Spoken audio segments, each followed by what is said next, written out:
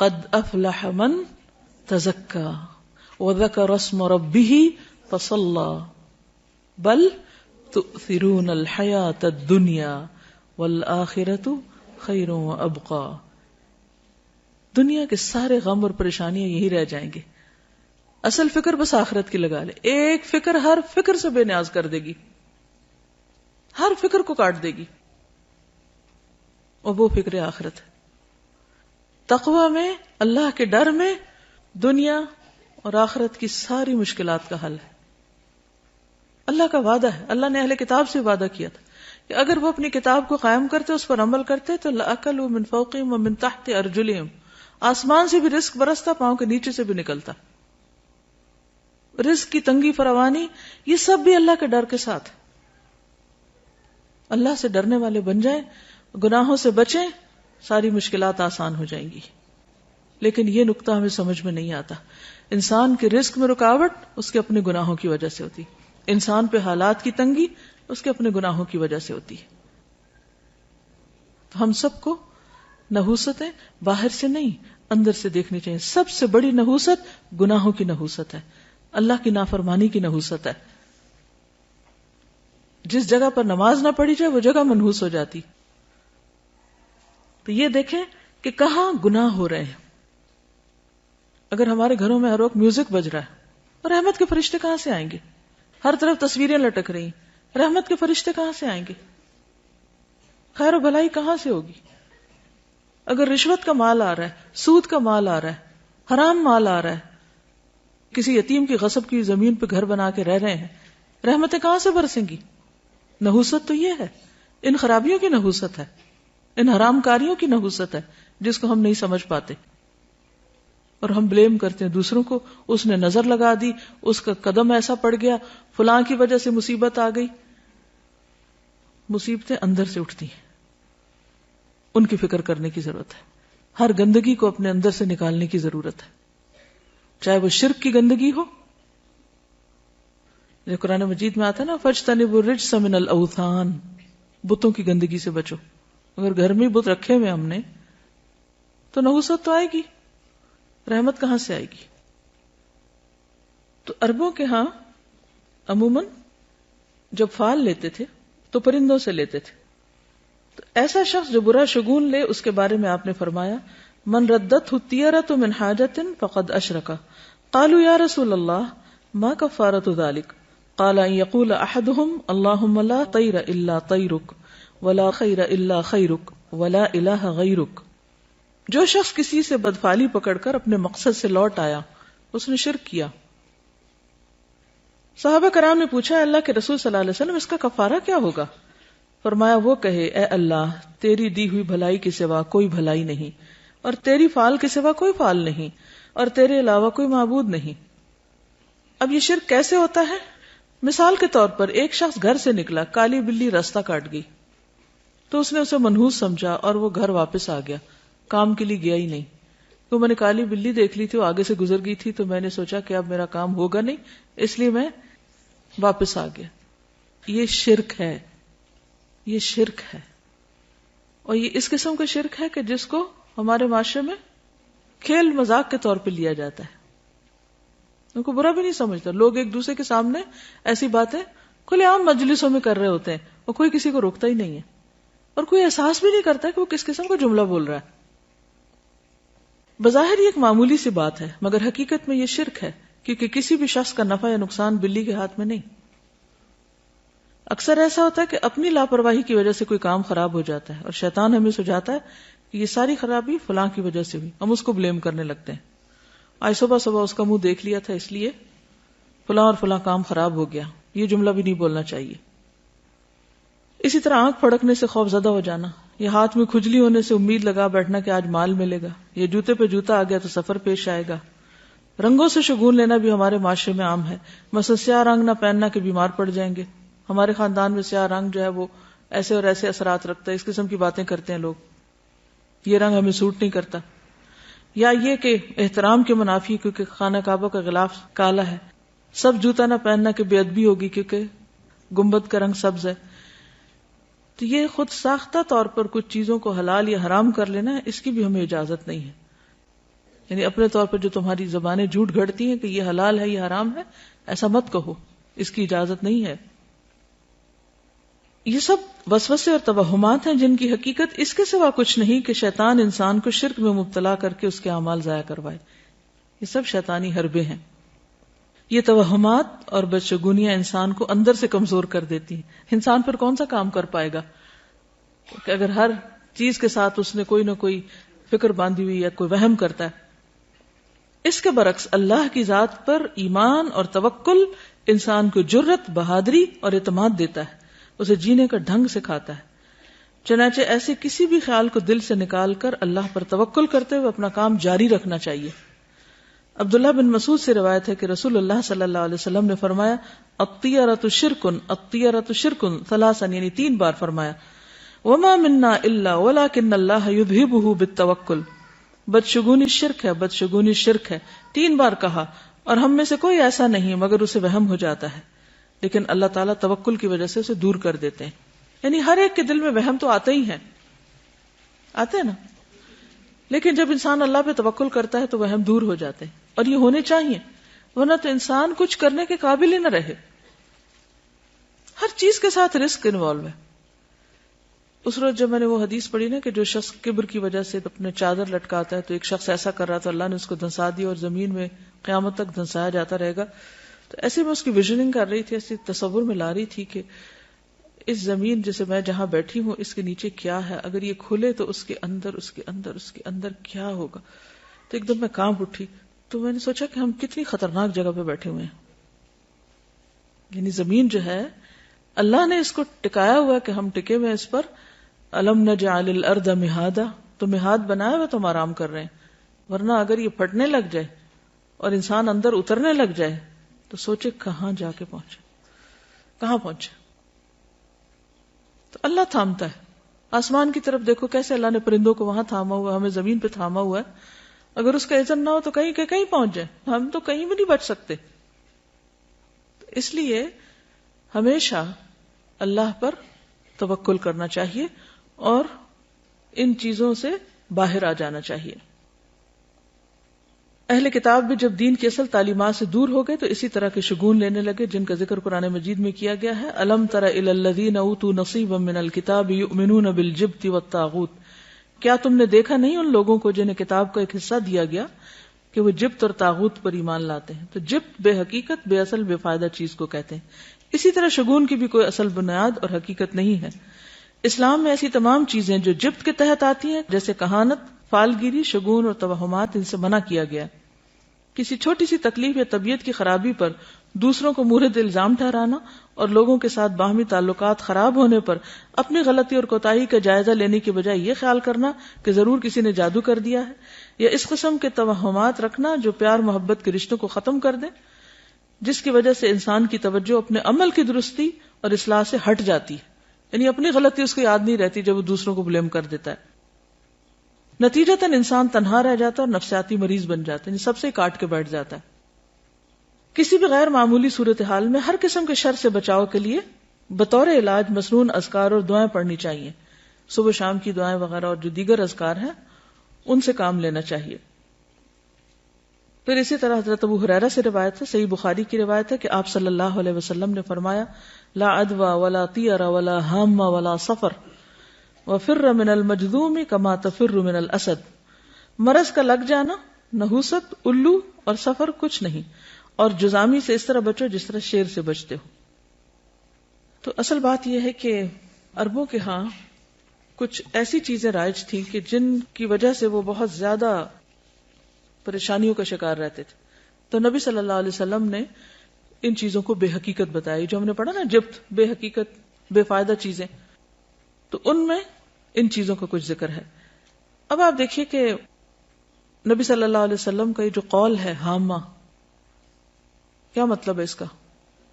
ہامہ کوئی چیز نہیں۔ جب نظر کا وہ دم پڑھتے ہیں نا، جو دعا پڑھتے ہیں اعوذ بکلمات اللہ التامات من کل شر و شیطان و ہامۃ، وہ وہامہ نہیں ہے، وہ ہامہ، الگ الگ ہے وا اور ہامہ۔ تو یہ ہامہ کیا ہے؟ تو بقیہ کہتے ہیں کہ میں نے محمد بن راشد سے یہ بات پوچھی کہ یہ کیا چیز ہے، تو انہوں نے کہا کہ جاہلیت میں لوگ کہا کرتے تھے کہ جب بھی کوئی شخص مر جاتا ہے اور اسے دفن کیا جاتا ہے تو اس کی قبر سے ایک الو نکلتا ہے. یہ دور جاہلیت کی ایک سوچ ہے.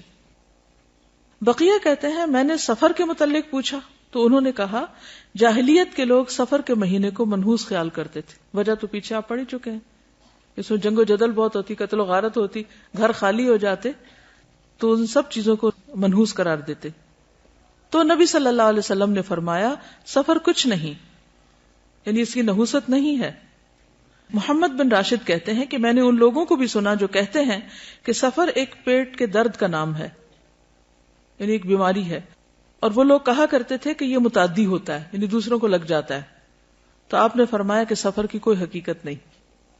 ٹھیک ہے, تو یہ جو حدیث ہے نا لا عدوى ولا طیر ولا حام ولا سفر, یہ سب بے حقیقت چیزیں ہیں, جبت ہے. ٹھیک ہے.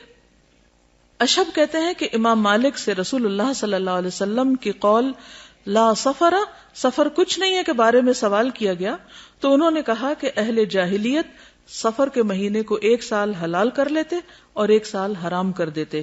تو نبی صلی اللہ علیہ وسلم نے فرمایا سفر کچھ نہیں ہے.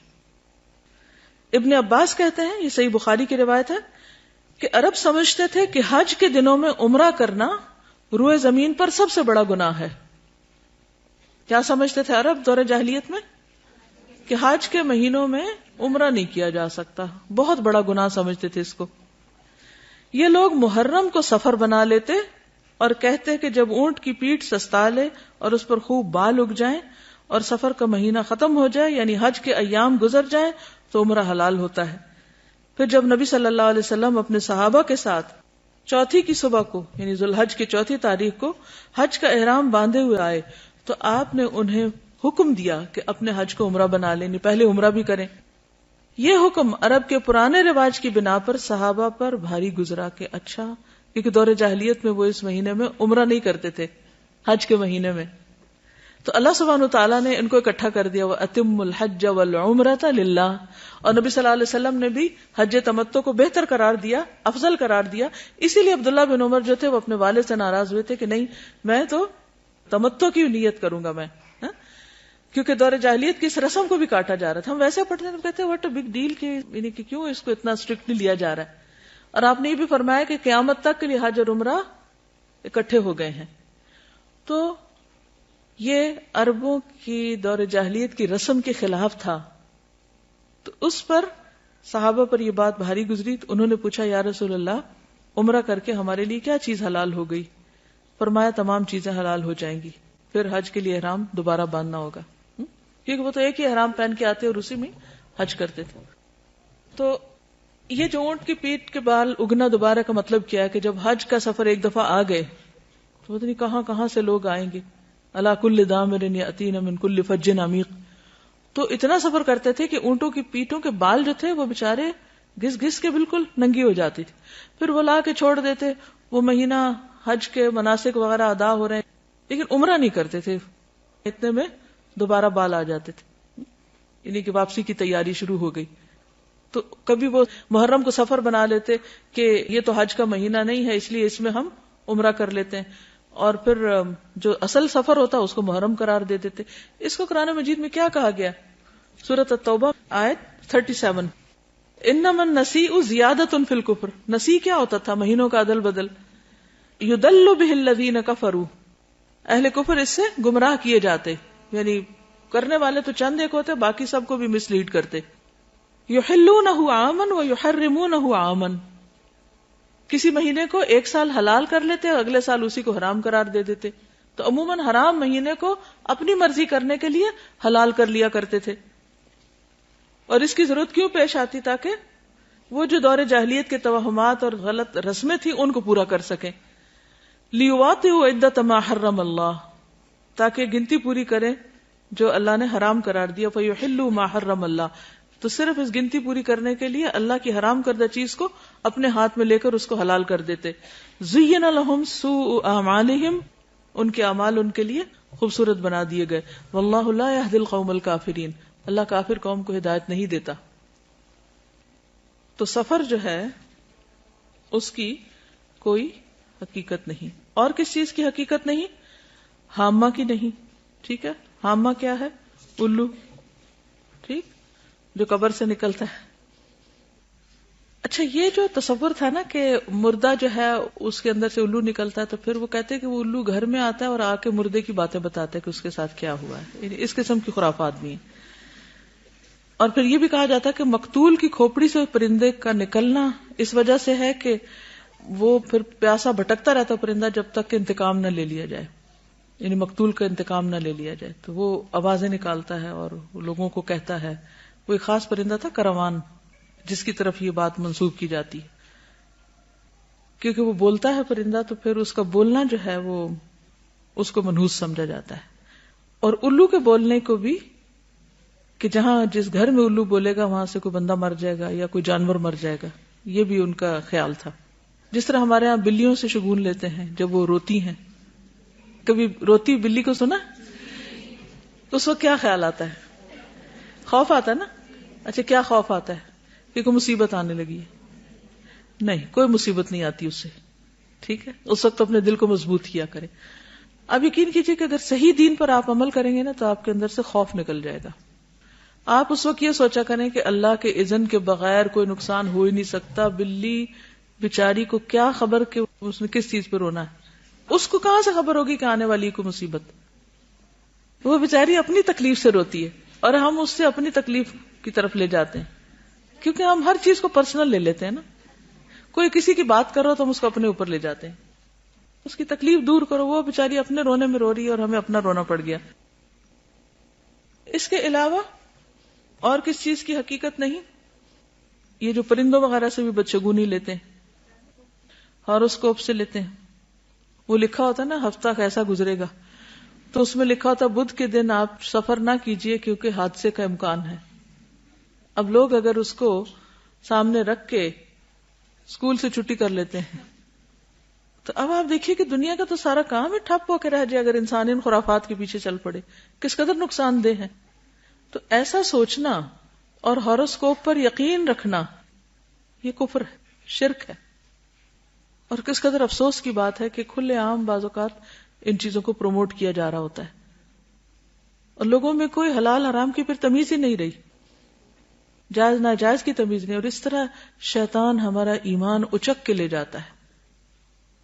اور اگر شرک ہو جائے، ایمان میں خرابی آ جائے، تو آپ سوچئے کہ پھر تو نمازیں بھی گئیں، حج بھی گئے، عمرے بھی گئے، صدقہ خیرات، ہر چیز ضائع ہو گئی.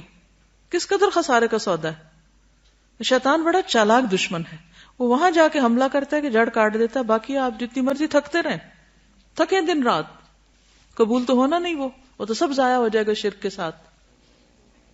تو اس لیے ان چیزوں کے بارے میں معاشرے میں جو غلط فہمیاں پائی جاتی ہیں، یا لوگ صرف فن کے طور پر یا کھیل کود کے طور پر ان چیزوں کو اپنائے ہوئے ہیں. کچھ لوگ کہتے ہیں نا we are not serious, we just enjoy reading, کہ ہم بس خوش ہو رہے ہیں پڑھ کے، لیکن اندر اندر سے مان بھی رہے ہوتے ہیں. ایک ہلکی سی وہ اندر ہوتی ہے ڈر کی سی کیفیت.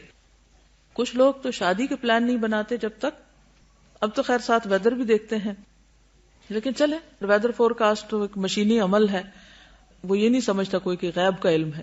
لیکن ان چیزوں پر تو پھر ایک طرح سے غیب پر ایمان لانے والی بات ہے. انہی شیطان نے اگر اس کو یہ کہا کہ شرک نہ بھی ہم بولیں، لیکن ہم اس کو صرف ایک فن یا ایک جسٹ فار انجوائمنٹ کے طور پہ بھی لیتے ہیں، تو ہم اس کو انڈائریکٹلی پروموٹ ہی کر رہے ہوتے ہیں اور لوگ پھر اس کو چھوڑ نہیں پاتے. تو اس لیے بہت ضروری ہے کہ ایسی ساری کتابوں کو گھر سے نکال کے جلا دیا جائے، پھینک دیا جائے، کوئی اور بھی نہ پڑھے. موبائل فون پہ آتا ہے، استغفر اللہ. یعنی کہیں نہ کہیں سے کوئی نہ کوئی جو جدید ذرائع کمیونیکیشن ہے ان کے ذریعے بھی لوگوں کو انوالو کر لیا گیا. تو آپ دیکھیں نا کہ کس قدر خرابی ہے، کہ بچنا کس طرح مشکل ہو گیا. آپ صلی اللہ علیہ وسلم فرماتے ہیں کہ میری امت میں شرک کس طرح داخل ہو جائے گا، جیسے سیاہ رات میں سیاہ پتھر پر سیاہ چونٹی، کہ نظر بھی نہ آئے، پتہ بھی نہ چلے. دیکھیں اس قسم کی جو بھی چیزیں ہوتی ہیں نا، اس میں اگر آپ یہ کہیں کہ ہم پورا یقین نہیں رکھتے تو اس کی وجہ سے شک میں مبتلا ہونا بھی غلط ہے. تو شک والی چیز کو بھی چھوڑ دینا چاہیے. پھر اسی طرح بیماروں سے نفرت کرنا اور یہ سوچنا کہ یہ ضرور بیماری مجھے اس سے لگ گئی ہے یا لگے گی، یہ وہم بھی نہیں کرنا چاہیے. کیونکہ آپ دیکھیے کہ جب ایک وائرس پھیلتا تو ہر ایک کو تو نہیں لگتا نا. اگر صرف وائرس ہی لگنا ہے تو پھر تو کوئی نہ بچے، لیکن پھر بھی کچھ لوگ بچ جاتے ہیں. اس کا مطلب ہے کہ اصل چیز وائرس نہیں ہے، اللہ کا اذن ہے. اگر اللہ کا اذن ہوگا تو بیماری لگ جائے گی، ورنہ نہیں.